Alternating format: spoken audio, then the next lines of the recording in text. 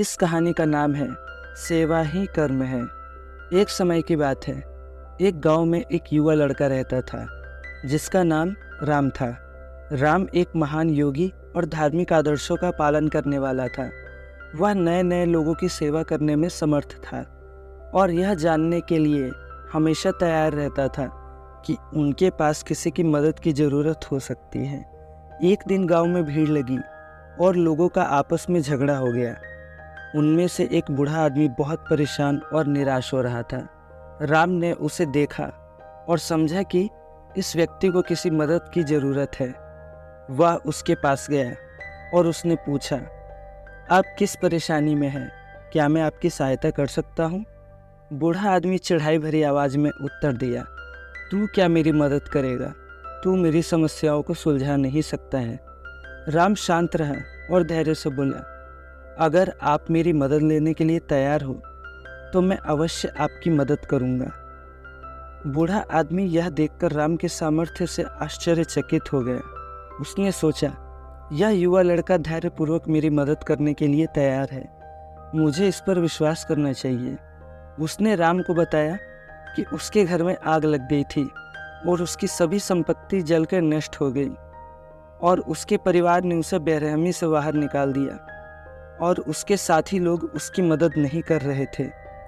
राम ने संवेदनशीलता से कहा, मैं आपको अब यहाँ से दूसरे आवास पर ले चलता हूँ, जहाँ आपको आराम से रहने के लिए जगह मिलेगी। वहाँ आपको भोजन और सुरक्षा की व्यवस्था भी मिलेगी। राम ने बूढ़े आदमी की सहायता करके उसे एक अच्छे आवास पर ले जाकर उसकी देखभाल की।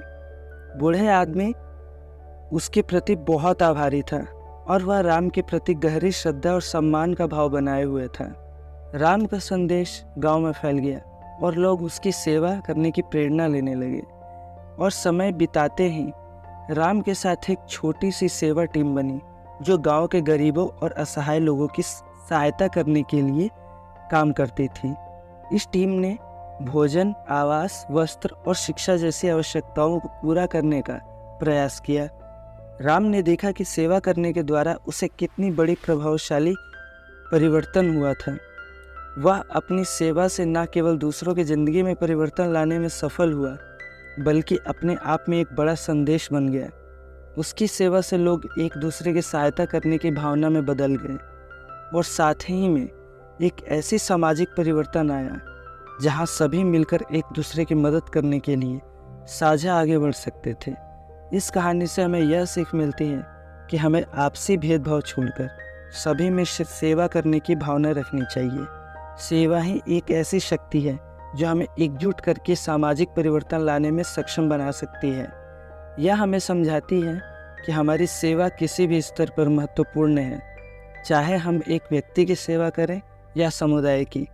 सेवा के माध्यम से हम दूसरों की ज़िंदगी में परिवर्तन ला सकते हैं और समाज को एक सुखी, समृद्ध और समरस बना सकते हैं।